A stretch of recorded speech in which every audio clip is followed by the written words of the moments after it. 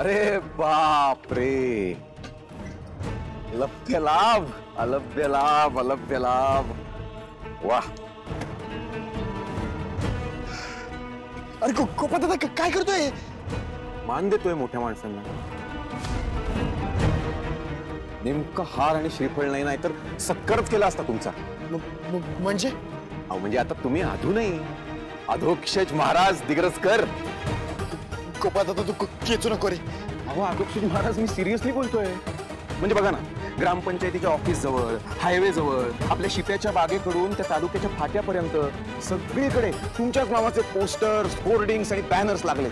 गोविंद महाराज दिग्रसकरांचा गौरवशाली वारसा आता अधोक्षज महाराज दिग्रसकर पुढे चालवणार.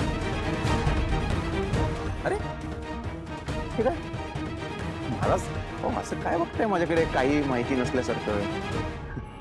शेवटी मोठ्या बाईंनी केलंच की आपल्या लेकराचं. असे मोबाईल शॉपिंग चालवणाऱ्याला कसा मान मिळणार होता? नाही म्हणजे ना शिक्षण नाही तर काही, पण हे बेस झालं. आता मान मिळाला. फंट्या गँगचा कच्चा लिंबू आता पक्का झाला. नाही म्हणजे बघ ना, मी माझ्या हुशारीने डॉक्टर झालो, आपला पप्या कार्यक्षेत्रात कार्य करून लवकरच मोठा आमदार होईल, आणि त्या परीने तर सीएच करण्याचा निर्णय घेतला. ही बायको ही तर शाळाच उघडायचं म्हणतीये शिक्षण क्षेत्रात. आता राहता राहिलास तू.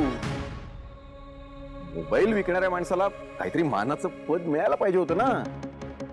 आईच्या आशीर्वादाने का होईना पण मानाचं पद मिळालं. अधोक्षज महाराज तुम्ही आता कीर्तन कसं करणार? अडखळत की पळखळत?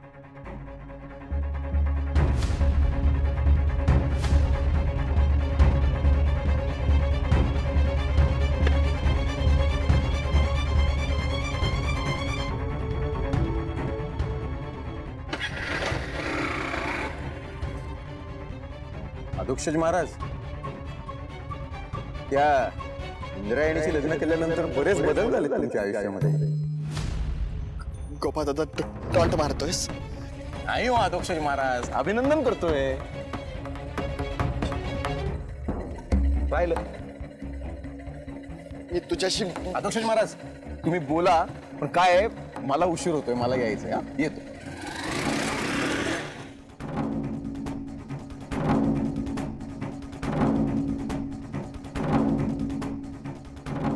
गोपा दादा मी भाऊ आहे रे तुझा.